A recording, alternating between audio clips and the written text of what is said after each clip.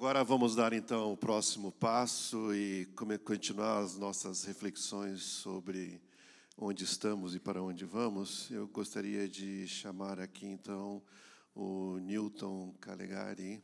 O Newton Calegari é o nosso companheiro também de equipe lá do Centro de Estudos de Tecnologias Web e faz parte dessa equipe que vive imaginando coisas, fazendo magias também, pensando que o futuro está aqui e muito perto. E é ele que vai, então, comandar essa sessão, que vai trazer mais um convidado especial para a nossa conferência. Newton, é com você. Valeu, doutor. E aí, pessoal? Voltamos agora para o assunto de realidade virtual. Quem já experimentou um óculos de realidade virtual alguma vez? Foi legal a experiência? Boa? Alguém já sentiu algum cheiro com realidade virtual? Alguém já sentiu calor ou frio com realidade virtual?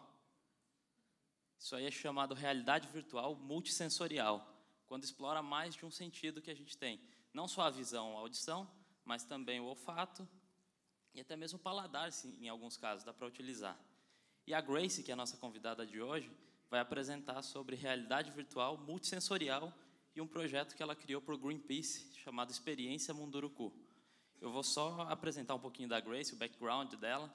A Grace é criadora, fundadora e diretora de criação de uma agência chamada The Phillies, que é uma agência especializada em criar experiências de realidade virtual multissensorial. Ou seja, engloba tudo, né? Desde ela cria perfumes, depois a gente vai sentir também um perfume que ela trouxe aqui, a gente vai ver como que é a experiência, o que ela filmou. E o background da Grace trabalha tanto no modo artístico, e ela faz um merge entre arte, ciência e tecnologia. E a partir disso surgiu a empresa dela, chamada The Phillies. A Grace também tem um background trabalhando com storytelling e um mestrado em química. Então, é uma junção de várias áreas de conhecimento para criar toda essa experiência que a gente tem hoje. E, como eu disse, a Grace conduziu o projeto da Experiência Munduruku e é o que ela vai apresentar para a gente aqui hoje. Grace, please, welcome to the stage. So. Thanks, Nathan. Lovely. I've got this one. Okay.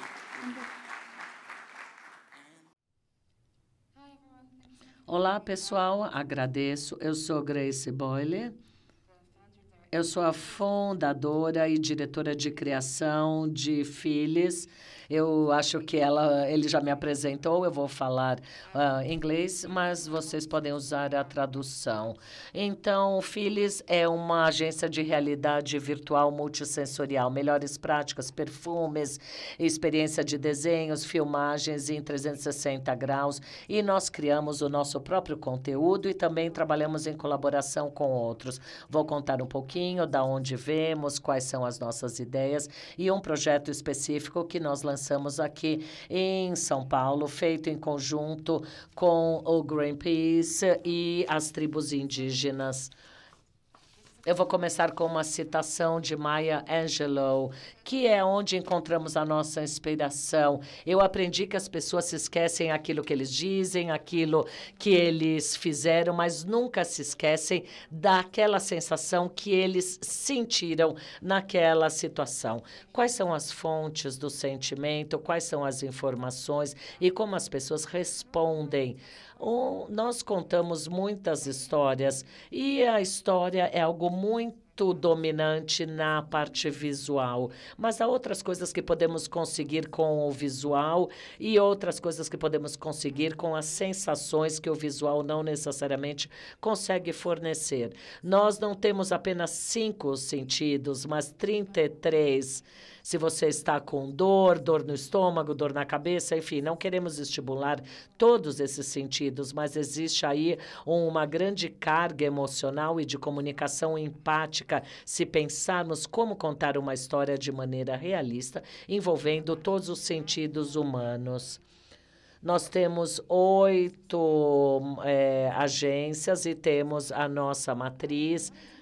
Eu quero que o Phyllis realmente fosse uma agência nova, com uma visão voltada ao século XXI e como conseguir desconfigurar uma experiência, como controlar conteúdo emocional e sensações emocionais extremas. Eu descobri que essa é uma maneira perfeita, a realidade virtual, como transportar as pessoas do local onde estão para um outro local. Mas e os outros sentidos?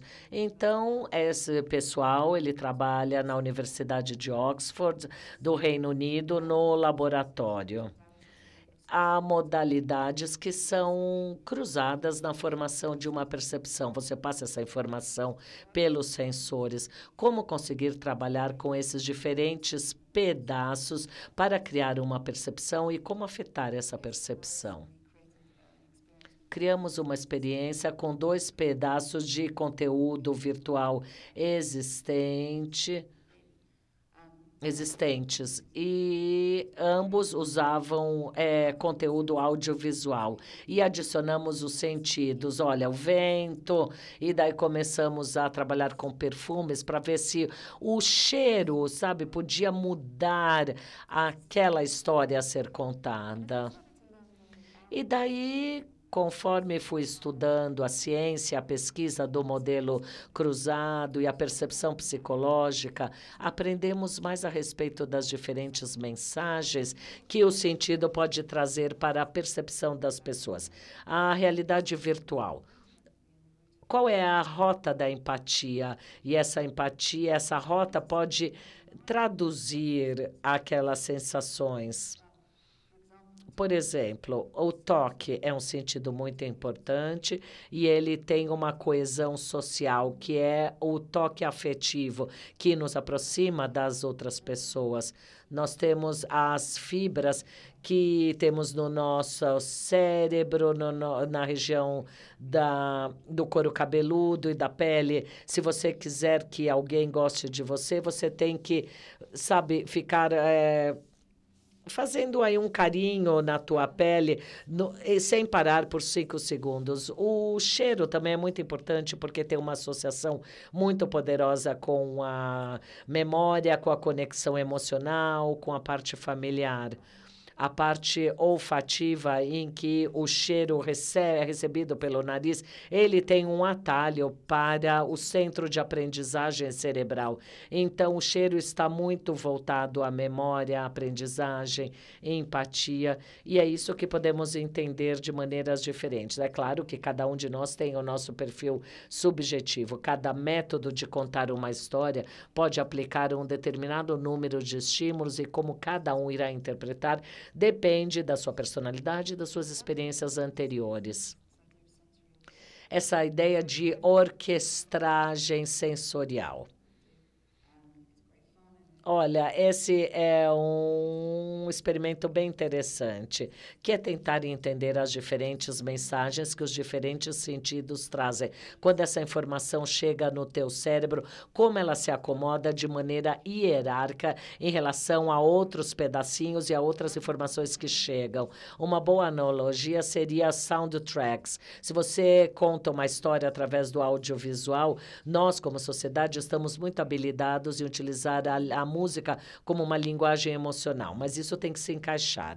Se você tem, de repente, o Titanic afundando e aquela música, por exemplo, combina muito. Agora, se você botar a música de um outro filme, não vai funcionar. Você vai irritar o público, você vai tirar aquele sentido de profundidade do filme. Agora, se você tiver a trilha sonora correta para aquele audiovisual, você estará adicionando um conteúdo emocional e sensorial. Esse é o projeto lançado em São Paulo, Munduruku. É lutar e defender o coração da Amazônia. É um vídeo de 360, filmado em 360. Trabalhamos com as tribos Munduruku por 3 anos. junto com o Greenpeace, porque nós queríamos proteger essa parte da floresta e essa tribo indígena. E daí pedimos ajuda do Greenpeace nessa missão para que pudéssemos ter mais suporte. Então, quando eu gerei essa ideia, o Greenpeace aceitou de maneira imediata e começamos a colaborar. O desafio era tornar um conteúdo original, não audiovisual, mas sim tornar um conteúdo original, multissensorial, nos seus primeiros conceitos. Então, a história do Munduruku tem uma experiência neurosensorial por trás dela. Mas como escrever, como filmar e como desempenhar novas ou realizar novas histórias e como trazer tudo isso. Eu venho de Londres, eu não sou do Brasil, muito menos dessa região da Amazônia, então foi um grande desafio. Então, foi apresentado numa série de festivais e projetos que alavancou muito o projeto. E por quê? Por que fizemos tudo isto? Aqui, a Vila da Tribo, 13 mil deles, eles moram na beira do rio Tapajós, que é um afluente do rio Amazonas.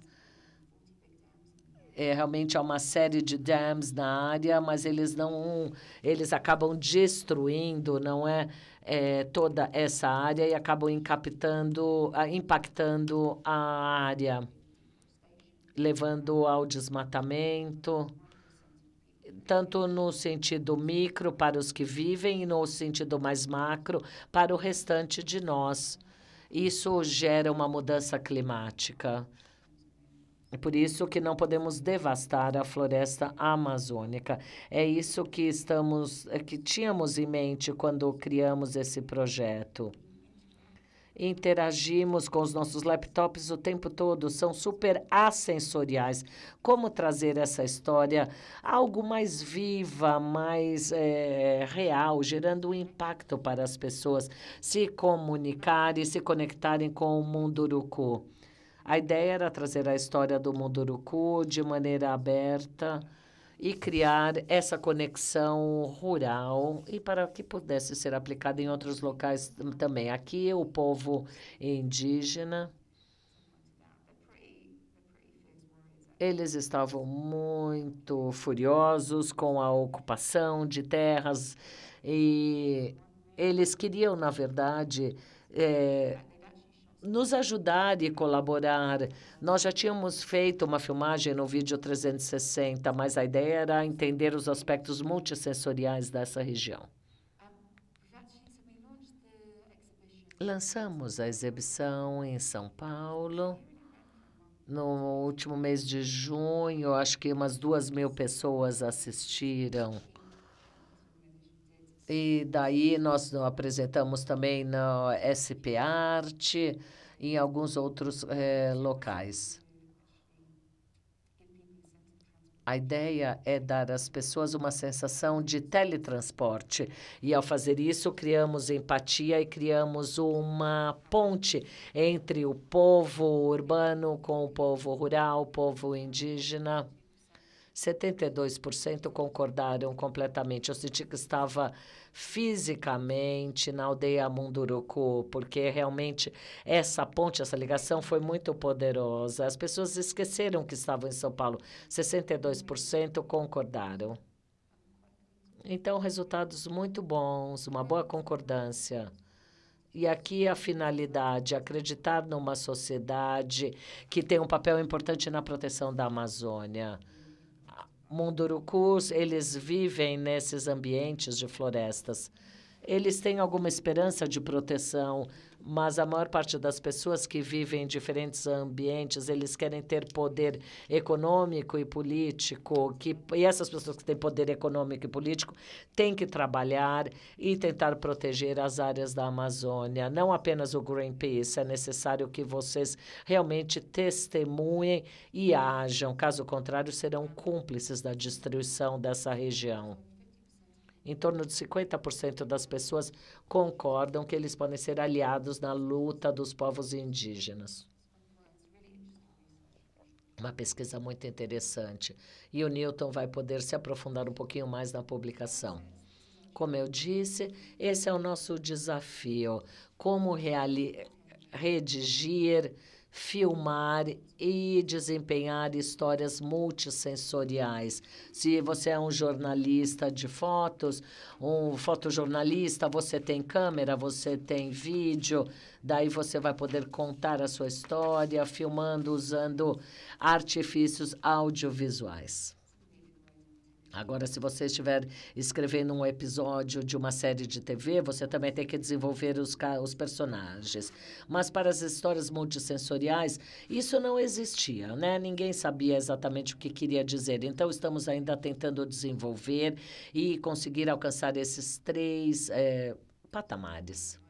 Um pouquinho, então, sobre a redação. Escrevemos a história com base no povo e nas histórias que os indígenas nos contaram. Então, é interessante trabalhar em conjunto e pensar como todas essas sensações podem se integrar desde o início. Começamos com uma narrativa. Na verdade, temos ali a narrativa, o drama, e daí vamos chegando para a fase final da redação, que é um convite a participarem dessas ações, proteção da floresta amazônica e dos povos indígenas de Munduruku. Ao contar histórias multissensoriais, há mudanças importantes que ocorrem. Por isso que queremos manter essa narrativa. Há momentos em que aquele ambiente muda, o lugar onde você está. Simetria também é muito interessante do ponto de vista psicológico. As pessoas se lembram mais o início, algo no meio da história. Então, com relação à evolução ou estímulo sensorial de toda a experiência, nós começamos crescendo, daí temos uma queda e chegando no final da história é onde temos a maior parte dos inputs sensoriais. Você pega as sensações positivas e as negativas. E eu vou exemplificar isso. A experiência que nós realizamos com o vídeo 360, ela dura 40 minutos. E também desenhamos uma experiência em toda essa história dividida em 3 passos. Aqui é a história desde o início. Pense no seu público, quais são suas percepções, seus preconceitos, qual é o preconceito que essas pessoas têm sobre as tribos indígenas, são primitivos, eles atrasam o desenvolvimento do país, enfim, há uma série de vieses e é necessário entender quais são os pontos. E muitas vezes, se você cresceu num outro ambiente como eu, você tem uma compreensão visual, você sabe o que é aquela região e o que te rodeia, porque você está acostumada com aquela área urbana, enquanto que estas tribos, eles vivem numa outra região. Então, a primeira coisa, quando entramos nessa Vila Munduruku, foi tentar entender como encaminhar sinais através de outras sensações para que possam reconhecer questões importantes daquela tribo, se sentirem parte da família, fazer uma relação com diferentes cheiros, e foi isso que então eu sempre perguntava qual que é o cheiro de casa. Todos diziam, sei lá, o churrasco no domingo, porque isso é familiar, as pessoas não estão trabalhando, estão relaxados, mesmo os vegetarianos vêm e comem alguma coisa, não a carne, é claro. Então, as pessoas disseram que aquele cheirinho do churrasco de domingo fazia parte dessa experiência. Então, trabalhamos com chefes de cozinha para entender, na verdade, como esse cheiro podia estar associado. E queríamos levar essa história para outros países do mundo e talvez essas histórias não fossem tão bem traduzidas. Daí decidimos o café. O café tem a ver com uma coesão social. Então, a maior parte das pessoas, independente da sua origem, reconhecem o café que é tomado em casa, que é tomado na padaria, enfim. Existe ali um foguinho, né? Tá vendo um vapor ali? Eles também, na tribo indígena, tinham ali aquele cheirinho gostoso do café. E como um visitante, isso faz muito sentido.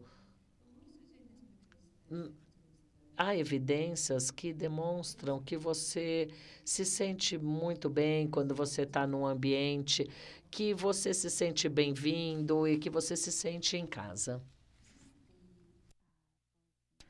Este é uma cena de uma floresta.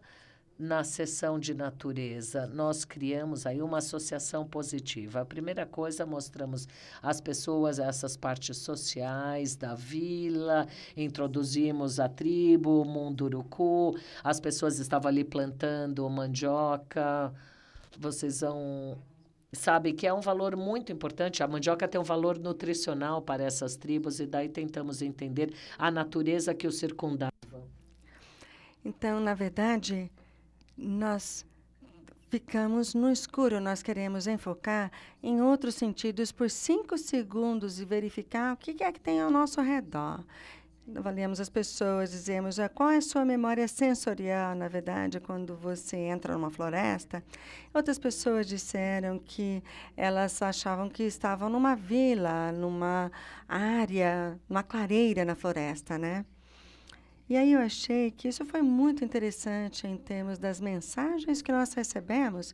Nós podemos olhar uma imagem de uma floresta com árvores. A Amazônia é a maior e mais bonita floresta no mundo. Essa imagem é muito rica, mas nós temos várias outras coisas acontecendo. Temos o sistema que é criado. E se nós mudarmos essa atmosfera e nós conseguimos perceber isso, sentir isso só através de histórias que são contadas, isso nos manda uma mensagem muito importante sobre a presença dessa floresta, enfim. Nós, de repente, estamos sozinhos na floresta, nós temos sons que passam por ali, e tem gente que diz que é como se tivesse alguns fantasmas passando por cima delas. Aí você olha para cima, mas por causa da copa das árvores você não consegue ver. Mas há uma grande presença ali de uma coisa muito, muito poderosa mesmo. E você fica com a impressão de que você não pode mexer com isso. Além disso, como parte desta experiência, nós temos um vídeo 360, narrativa, auditiva, perfumes, e também temos uma vibração. Nós podemos modificar os tipos de vibração que vamos utilizar em parte da história. Tudo isso pode ser complementado com aquilo que você está vendo e sentindo.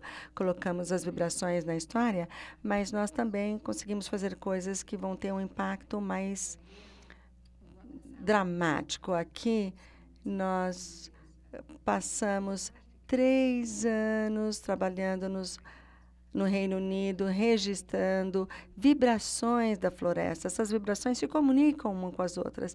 Não são apenas sons de seres humanos que nós pegamos. E, com isso, nós conseguimos acrescentar fatores extrasensoriais em relação ao ambiente que nos rodeia, não é? Então, nós temos vibrações ao redor das pessoas, a temperatura cai e você sente a umidade aumentando. Isso nos dá uma sensação de realmente estar na floresta. E aqui nós temos o pico do ponto negativo. Você vê toda a floresta na sua frente, e aí onde você começa a ter uma ideia de que essa é uma área da floresta que está sob ameaça. Não é só um lugar muito bonito, mas é um lugar que que precisa da sua ajuda de uma forma muito urgente. E aí, então, é aí onde nós acrescentamos várias coisas negativas, sensações negativas, e fazemos tudo isso com base em descrições de desflorestamento. Então, por exemplo, qual seria o cheiro de um desflorestamento? Nós temos todo um contexto completo, ou seja, nós temos as máquinas, o suor das pessoas que estão cortando as árvores. Há vários cheiros não orgânicos que podem ser percebidos. E quando nós estávamos filmando, eu estava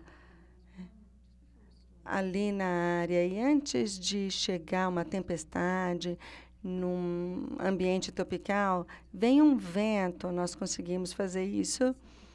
Agora, tem alguma coisa muito biológica envolvida com o vento que faz com que identificamos que alguma coisa muito grande está por vir. Eu achei que isso foi muito interessante. Nós começamos a ver o potencial de trabalhar com isso. E, de repente, tínhamos outras coisas ainda maiores do que a tempestade. Esse é o tipo de coisa muito poderosa. Nós mudamos o som, usamos isso como parte do áudio que nós ouvíamos. E o sentido aí é que nós queríamos enfocar nessa cena que estava ocorrendo, o índio se preparando para a guerra. Ele disse que ele estava querendo se preparar para enfrentar essa luta. Eles estavam, então, fazendo a pintura de guerra.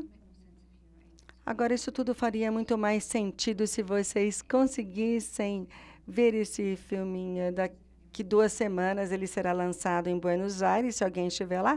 E eu acho que dentro em breve ele também estará disponível aqui no Brasil. Agora, como é que a gente lida com essas histórias multissensoriais?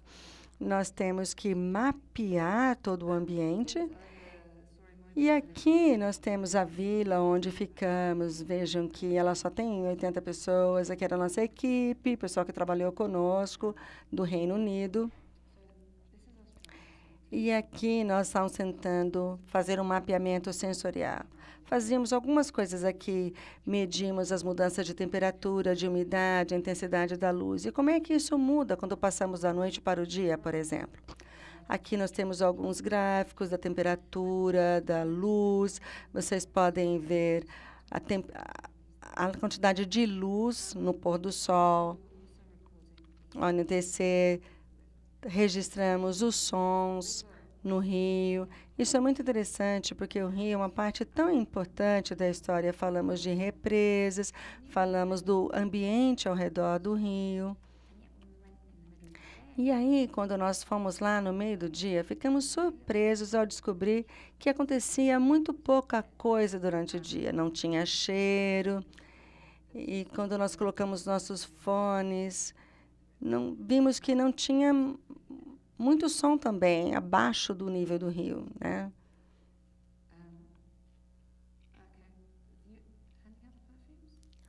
E os cheiros, eu vou pular um pouquinho isso, mas encontramos ventos.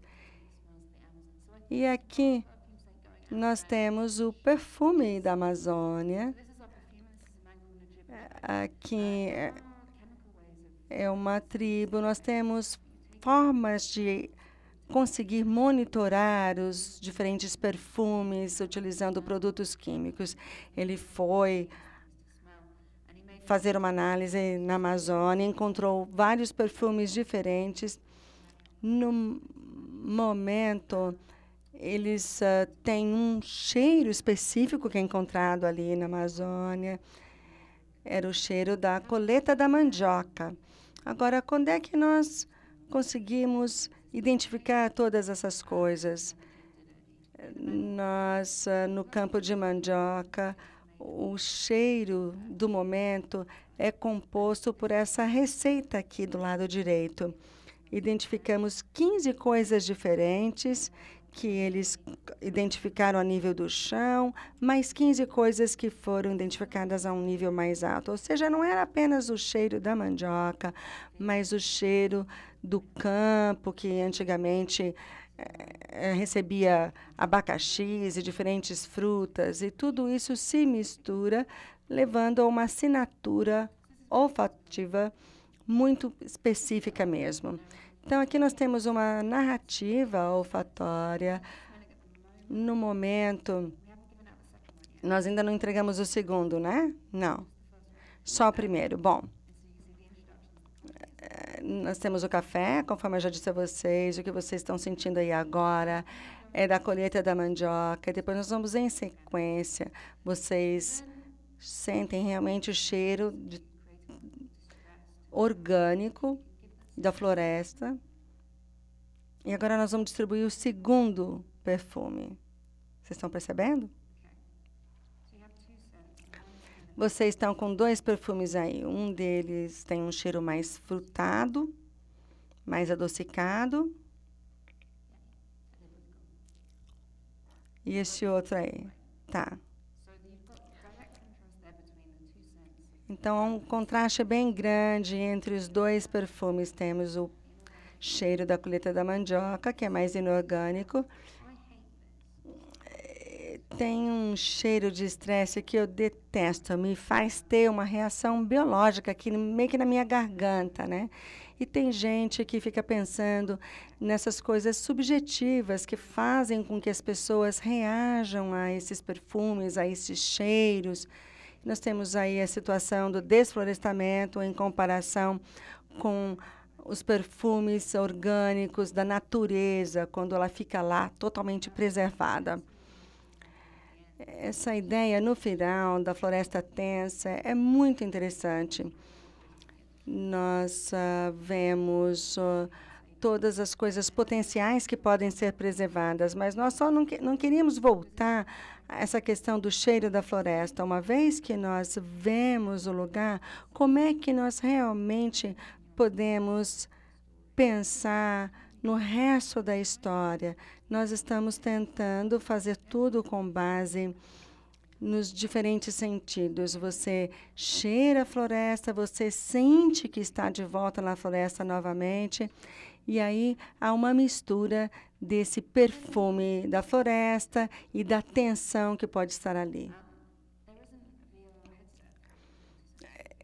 Nós não temos receptores ou fones de ouvido para cheiros. Agora, como é que nós podemos passar essa sensação de vento, calor para as pessoas? As vozes surgem como se estivéssemos num teatro para uma experiência de 360 graus.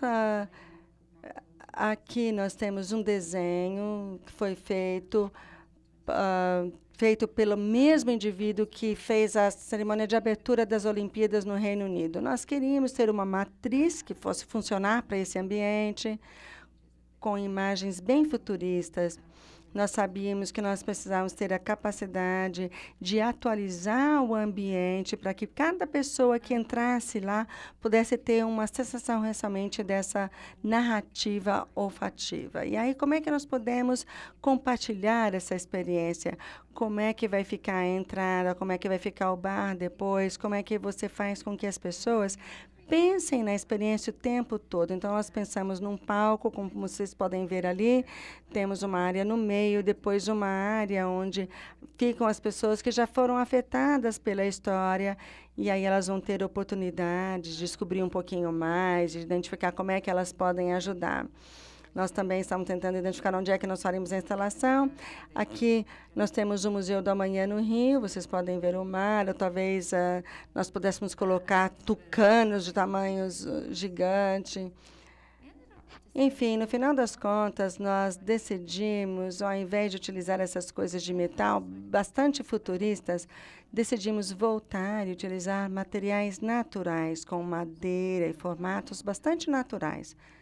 Frequentemente, eu vejo que a tecnologia é apresentada de uma forma dura, fria, preta, ou da cor de metal, que não são quentes e não são muito sensoriais. E também nós associamos isso a alguns outros sentidos auditivos, e nós tentamos fazer com que as pessoas expandam as suas sensações. Se você fizer uma comparação disso com outros sentidos mais corporais, nós podemos trabalhar com esses sentidos mais elevados, que são masculinos, os inferiores são mais femininos. Nós estamos tentando combinar tudo isso e identificar como é que nós poderíamos colocar isso num desenho que fosse bem representativo. Então, nós fizemos uma embalagem dessa tecnologia utilizando essas madeiras com formatos orgânicos, com curvas. Vocês podem ver que há um tipo de um braço passando por cima, um formato mais orgânico.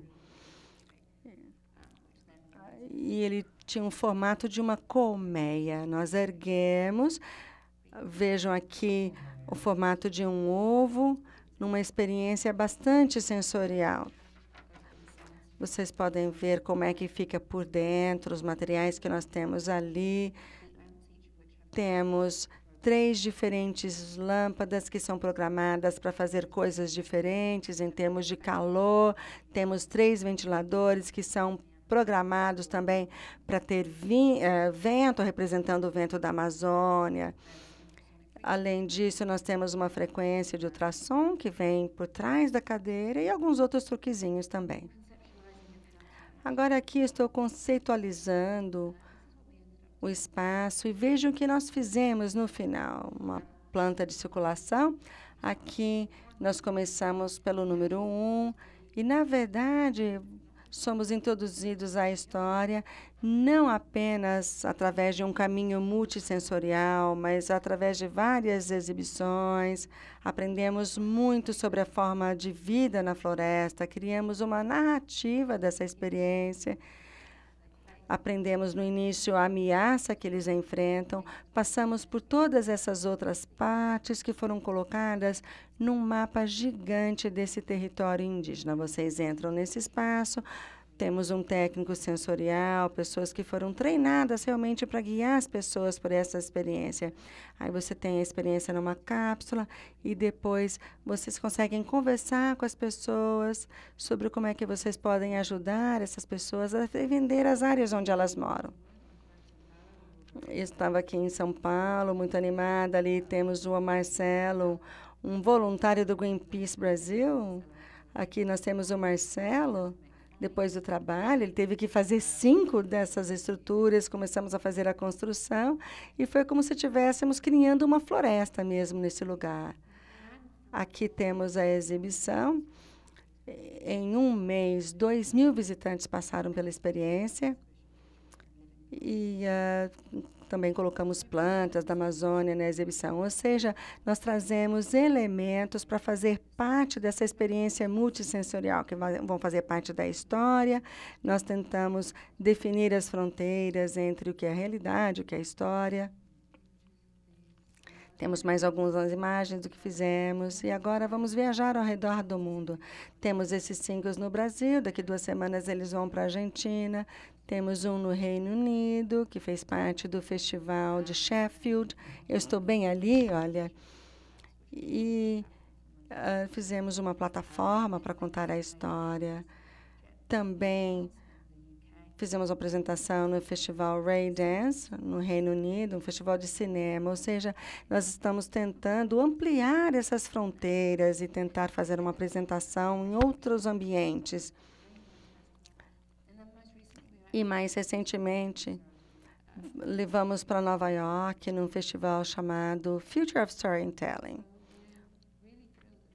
Estamos muito animados com a plataforma dessa história, com a recepção que tivemos até o momento. E, como eu já disse, esse é um dos esforços que estamos fazendo para conseguir ter um público maior. Gostaríamos de continuar levando a exposição para vários lugares, para o máximo possível. Se vocês quiserem dar uma olhadinha na internet, vocês podem descobrir um pouco mais de informações. E da próxima vez que nós tivermos uma exposição, venham ver. Muito obrigada por sua atenção. Thank you, Grace. Muito obrigada, Grace. Vamos abrir agora para algumas perguntas, pessoal. Vocês sentiram o perfume aí? Deu para ver o contraste, né, entre as duas coisas. Um aroma era o da tensão, que foi bem no momento que estavam destruindo a floresta.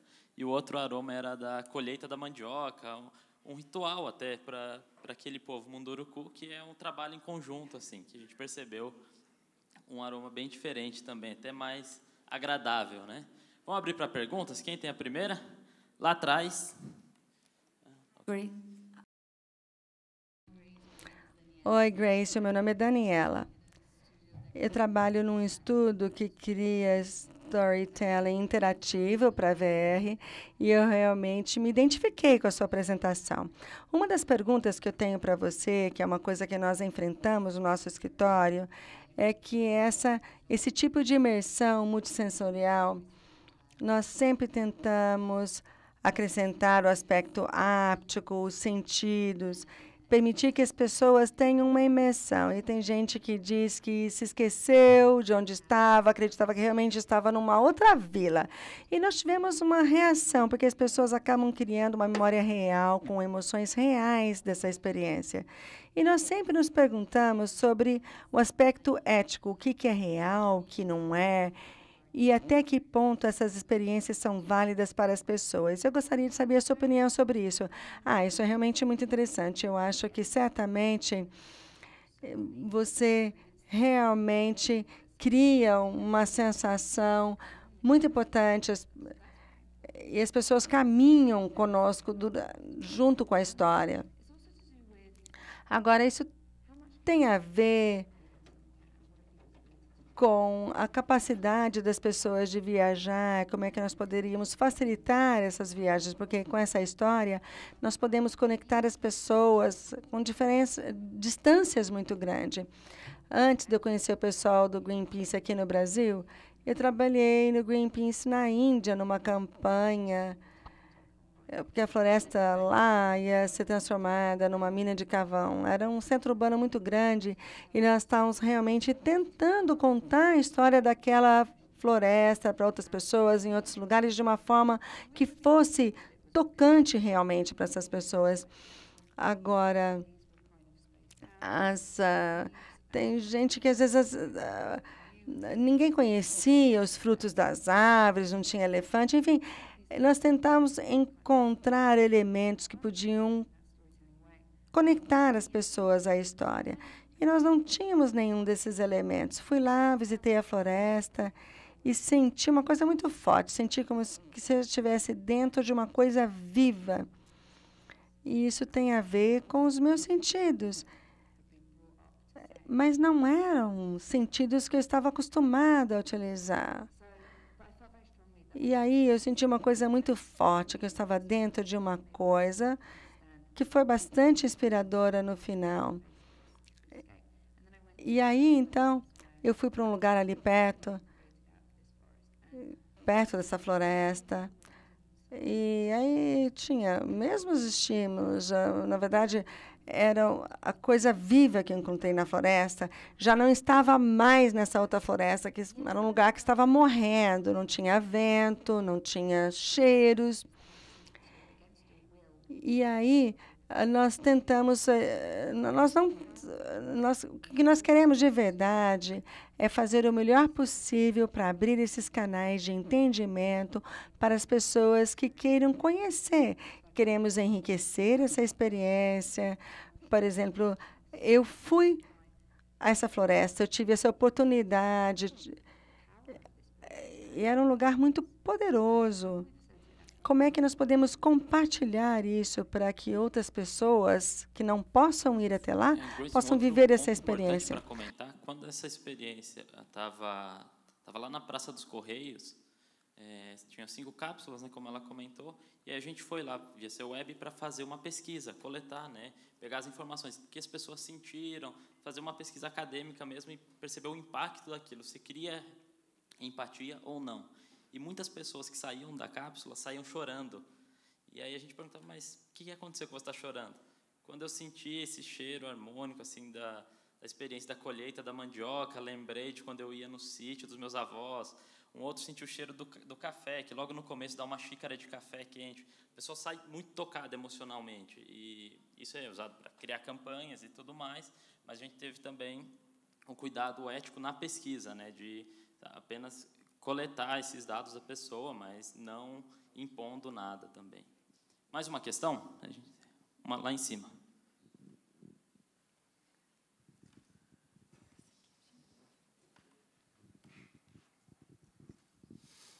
Oi. Eu vou falar em português mesmo. Eu queria saber qual é a relação disso com a web, na prática, porque isso é uma experiência standalone. Se eles pretendem...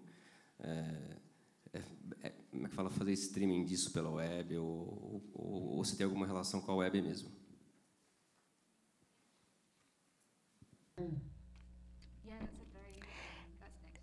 Essa seria a próxima fase para nós, basicamente, porque Isso é muito interessante. VR está começando a criar uma rede que está indo pelo mundo todo, mas essa experiência multissensorial não é tanto assim. Então, eu acho que essa comparação com o teatro é muito interessante. Há um certo valor aí.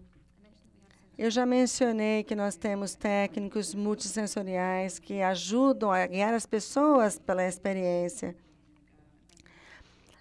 No final do trabalho, eu estava bastante exausta, mas seria importante permitir que isso fosse possível de utilizar por interfaces digitais.